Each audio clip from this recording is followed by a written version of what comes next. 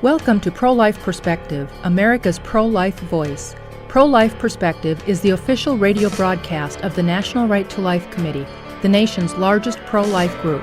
Let's join Wanda Franz, President of the National Right to Life Committee, for today's Pro-Life Perspective. This week, we're looking at the impact of the elections on legislation and court nominees. Yesterday, we only touched on Supreme Court and lower court nominees. A coalition of advocacy groups, in which pro-abortion groups like Planned Parenthood and NARAL are major players, will continue to demand that senators attempt to obstruct any nominee to the Supreme Court who does not make a commitment to the pro-abortion side, and will continue to work to block selected nominees to other courts as well. More than 10 years have now passed since the last vacancy on the Supreme Court, and all of the current members are over age 65, except for Justice Clarence Thomas. Chief Justice William Rehnquist, 80, is currently under treatment for cancer of the thyroid. During 2003-2004, the Senate Democratic Caucus under Daschle's leadership used filibusters to prevent up and down votes on 10 of President Bush's nominees to federal courts of appeals and blocked additional judicial nominees in other ways. The nominees subjected to filibusters and other obstruction tactics, despite their sterling legal credentials, are those targeted by a coalition of liberal groups. Many nominees who would not commit to vote for abortion were targeted for such obstruction. In late December, President Bush announced that in January he will renominate all of the blocked Courts of Appeals nominees, except for a couple who did not wish to be renominated. Liberal advocacy groups expressed dismay at the announcement.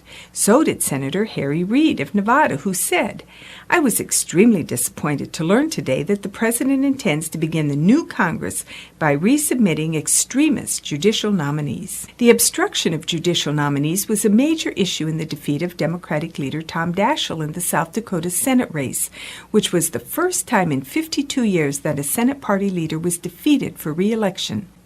The obstruction of judicial nominees was also an important issue in races for a number of open Senate seats, all of which were won by the Republicans. If Senate Democrats continue to obstruct judicial nominees at the behest of liberal pressure groups, they do so at their collective political peril. I hope they'll receive better treatment than they did in the last Congress, pro-life Senator John Cornyn, a Republican from Texas and a Judiciary Committee member, told the Associated Press. "We experienced unprecedented filibusters of the President's judicial nominees, which I believe the voters repudiated on November 2nd, both by returning the President with a decisive victory and defeating the chief obstructionist in the Senate, that was the minority leader."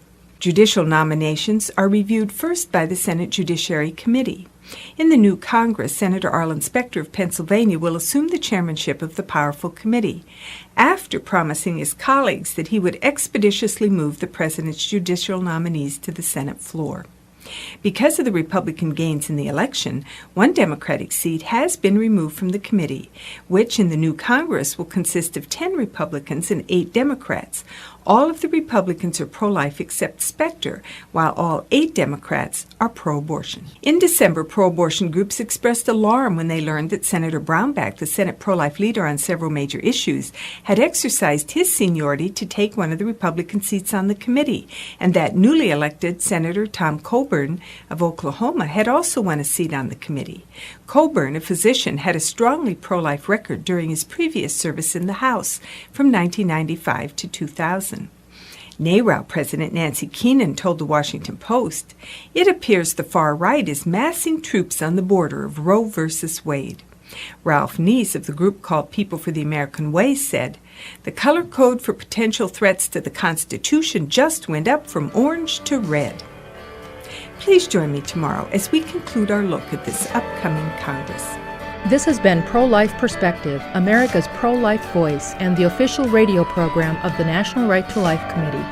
National Right to Life, headquartered in Washington, D.C., works through education, legislation, and its political action committee, National Right to Life PAC, to protect innocent human life threatened by abortion, infanticide, and euthanasia. Founded in 1973 as a federation of 50 state pro-life groups, National Right to Life is today a grassroots network of over 3,000 local chapters